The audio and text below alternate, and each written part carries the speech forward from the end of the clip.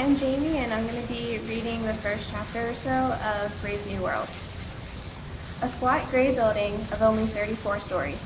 Over the main entrance of the words, Central London Hatchery and Conditioning Center, and in a shield, the World State's motto, community, identity, stability. The enormous room on the ground floor faced towards the north. Cold for all the summer beyond the panes, and for all the tropical heat of the room itself. A harsh, thin light glared through the windows, hungrily seeking some draped lay figure, some pallid shape of academic gooseflesh, but finding only glass and nickel in bleakly shining porcelain of a laboratory. Wintriness responded to wintriness. The overalls of the workers were white, their hands gloved with pale, corpse-colored rubber. The light was frozen, dead, a ghost.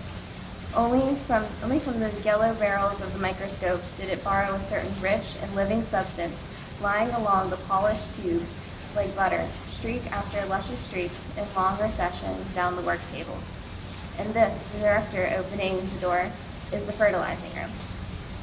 Bent over their instruments, 300 fertilizers were plunged as the director of hatcheries and conditioning entered the room. In the scarcely breathing silence, the absent-minded, soliloquizing hum or whistle of arriving students, very young and pink and callow. Each of them carried a notebook in which, whenever the great man spoke, they desperately scribbled. Straight from the horse's mouth, it was a rare privilege. The DHC for Central London always made a point of personally conducting his new students around the various departments.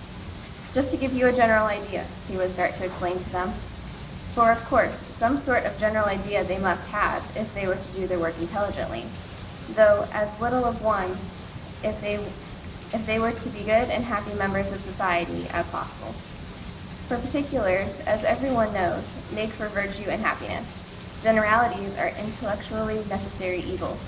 Not philosophers, but fret sawyers and stamp collectors compose the backbone of society. Tomorrow, he would add, smiling at them with a slightly menacing geniality, you'll be settling down to serious work. You won't have time for generalities Meanwhile, it was a privilege.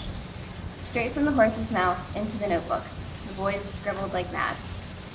Tall and rather thin but upright, the director advanced into the room. He had a long chin and rather prominent teeth, just covered, when he was not talking, by his full, floridly curved lips. Old, young, 30, 50, 55, it was hard to say. And anyhow, the question didn't arise. In this year of stability, AF 632, it didn't occur to you to ask it. I shall begin at the beginning, said the DHC, and the more zealous students recorded his intention in their notebooks. Begin at the beginning.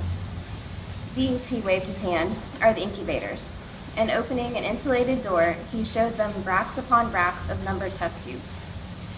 The week's supply of ova, kept, he explained, at blood heat, whereas the male gametes, and here he opened another door, they had to be kept at 35 instead of 37. Full blood heat sterilizes. Rams wrapped in thermogene beget no lambs. Still, leaning against the incubators he gave them, while the pencil scurried illegibly across the pages, a brief description of the modern fertilizing process. Spoke first, of course, of its surgical introduction. The operation undergone voluntarily for the good of society, not to mention the fact that it carries a bonus amount of 6 months' salary, continued with some account of the technique for preserving the excised ovary alive, actively developing.